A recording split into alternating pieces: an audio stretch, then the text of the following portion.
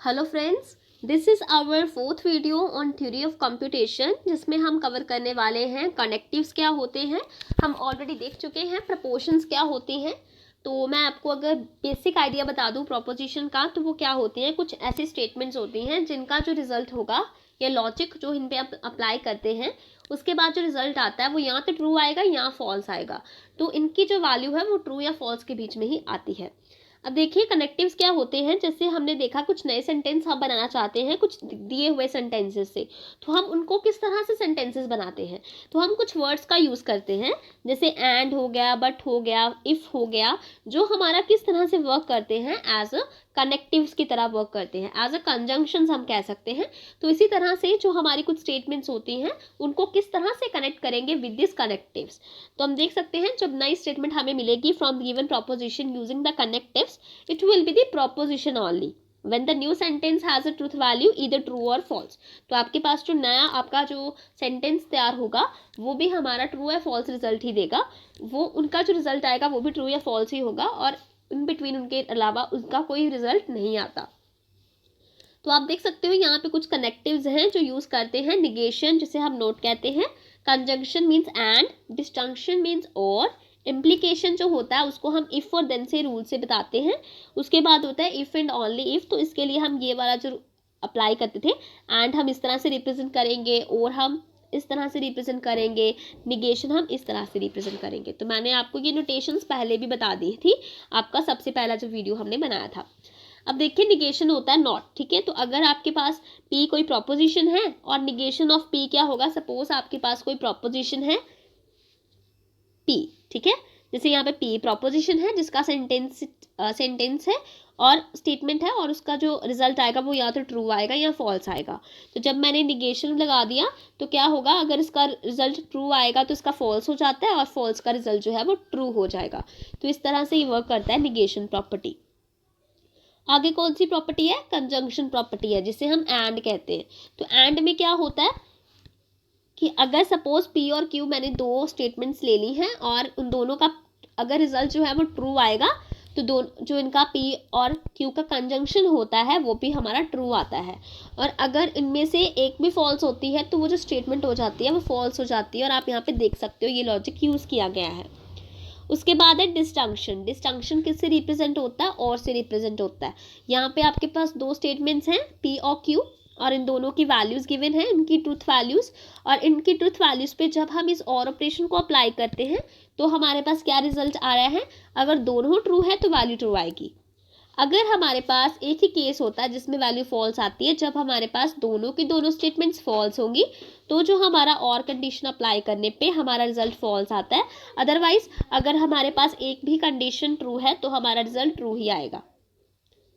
तो इस तरह से आपको इनके बारे में पता होना चाहिए। जैसे आप यहाँ पे एक एग्जाम्पल देख सकते हो और इस एग्जाम्पल से आपको ज़्यादा क्लियर हो जाएगा। यहाँ पे पी रिप्रेजेंट कर रहा है दिस बुक इज़ गुड, और क्यू रिप्रेजेंट करता है दिस बुक इज़ चीप। तो इस तरह से आप सेंटेंसेस को लिखो सिंबॉलिक फॉर्म में। तो सिंबॉलिक फॉर्म में आप किस तरह से लिखोगे, अगर आप इस सेंटेंस को लिखना चाहते हो book is good and cheap, तो आपने यहाँ पे देखा कौन सा कनेक्टिव यूज़ किया गया है, एंड कनेक्टिव यूज़ किया गया है। तो अगर आप ये लिखते चलते हो दिस बुक इज़ गुड, इसको पी रिप्रेजेंट करता है और आगे लिखा है एंड चीप, तो मतलब this book is good and this book is cheap. So this book is cheap को कौन रिप्रेजेंट कर रहा है, ये कैपिटल क्यू। तो आपका जो आंसर हो जाएगा वो क्या हो जाएगा, पी एंड क्यू। इसी तरह से अगर मैं ये कंडीशन ले लेती हूँ सी वाली, तो क्या है, this book is costly but good. तो बट का कंडीशन लगा तो देखिए इसमें किस तरह से बताया गया है कि ये जो बुक है वो कॉस्टली है बट गुड भी है। गुड है तो मतलब पी के बारे में बताया गया कि ये जो बुक है ये क्या है, गुड है, ठीक है। और साथ में एंड ऑपरेशन यूज किया गया है, और आपने लिखा है यहाँ पे क्यू। क्यू क्या रिप्रेजेंट कर रहा है, this book is cheap. Cheap अगर क्यू रिप्रेजेंट करता है कि ये बुक चीप है, तो कॉस्टली इसका जस्ट निगेशन हो गया। तो निगेशन के लिए हमने इसके साथ इस तरह से निगेशन साइन लगा दिया, और इस तरह से क्या हो गया कि ये अगर जो बुक जो हमने खरीदी है वो कॉस्टली है बट ये क्या है, गुड भी है। तो इसके साथ हमने एंड लगा दिया, एंड ऑपरेटर हमने इसके साथ लगा दिया ये रिप्रेजेंट करने के लिए। तो ये आपको समझ आ गया होगा कि truth values for P and Q and P coincide, and P and Q and P R equivalent. तो आपकी वैल्यूज क्या थी, इक्वलेंट थी। उसके बाद आपके पास ये एक और हम कनेक्टिव यूज़ करते हैं इम्प्लीफिकेशन। इम्प्लीकेशन क्या होता है, इफ़ और देन हम इसमें यूज़ करते हैं कि अगर ये वाला कंडीशन ट्रू रहेगा तो ये कंडीशन तो प्रॉपर्ली होगा ही होगा। तो इस तरह से आपका जो आंसर आया वो ट्रू आया। अगर मेरी पी कंडीशन ट्रू है और फॉल्स है क्यू कंडीशन, तो जो रिजल्ट आएगा वो फॉल्स आता है। तो ये आपको पता होना चाहिए कि जब सपोज आपका कोई पी एक्शन है वो परफॉर्म हो रहा है बट आपका जो क्यू एक्शन है जो उससे आउटपुट आ रही है वो परफॉर्म नहीं हो रहा, तो इसका क्या होगा कि पी के अक्कर होने पे वो चीज़ अक्कर नहीं हो रही है, इट मीन्स यहाँ पे जो है कंडीशन फॉल्स हो रही है। उसी तरह से अगर आपका पी जो है क्यू, देखिए पी अगर फॉल्स होगा तो आपका जो क्यू है और वो आपका क्यू जो है ट्रू होगा, तो उस केस में आपकी जो इम्प्लीकेशन होगी वो ट्रू हो जाएगी। क्या होता है कि हम यहाँ पे कंडीशंस देखते हैं कि अगर P जो है वो अक्कर होगा तो Q अक्कर होगा, मीन्स P पे डिपेंड है हमारा Q।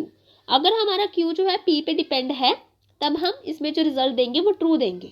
अगर हमारा Q P पे डिपेंड नहीं करता तो वो हमारा रिजल्ट आ जाएगा फॉल्स। तो इस तरह से आपको इफ़ एंड देन रूल्स में हम इसको रिप्रेजेंट करेंगे। और एक होता है हमारे पास इफ़ एंड ओनली इफ़, ठीक है। इफ़ और ओनली इफ़ में क्या होगा कि सपोज आपके पास कोई दो स्टेटमेंट्स हैं पी और क्यू, और उसमें बोला गया condition P if and only if Q, कि पी होगा only and only if this Q will happen, ठीक है। तो क्यू हैपन होना बहुत ज़रूरी है। क्यू अगर अक्कर होगा, क्यू की कंडीशन सेटिस्फाइड होगी तभी आपका पी जो है वो कंडीशन होगी। तो अगर आपका क्यू ट्रू है तो आपका पी ट्रू है, तो आपका क्या होगा, ये कंडीशन आपका ट्रू हो जाता है। अगर आपका क्यू फॉल्स है और आपका पी ट्रू है तो क्या होगा, क्यू जो है ट्रू फॉल्स है और आपका जो पी है वो ट्रू है, तो आपकी इसमें मिसमैच हो गया, तो आपका कंडीशन फॉल्स हो गया।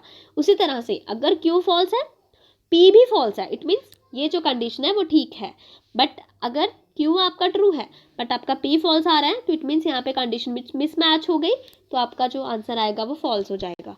तो ये आपका एक टेबल दिया है, इस टेबल में आप देख सकते हो निगेशन को रिप्रेजेंट करने का क्या साइन है और इसे किस तरह से हम रीड करते हैं।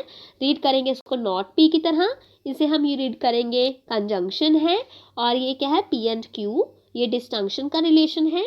पी और क्यू जिसका मतलब होता है दोनों, P इम्प्लाइज Q जिसका मतलब अगर P होगा देन Q, ठीक है। और उसके बाद है इफ़ एंड ओनली इफ़, तो जिसमें आपका गिवन है P if and only if Q। तो ये आपको कंडीशंस आपको पता होंगी तभी आप आने वाली जो वीडियोस हैं उनको आप इजीली समझ पाओगे। So thank you friends, if you like my video please like share and subscribe my channel. और अगर आप मेरे चैनल पे नए हैं तो इसे प्लीज़ सब्सक्राइब कर लीजिए ताकि आपको लेटेस्ट नोटिफिकेशंस मिलती रहें। Thank you.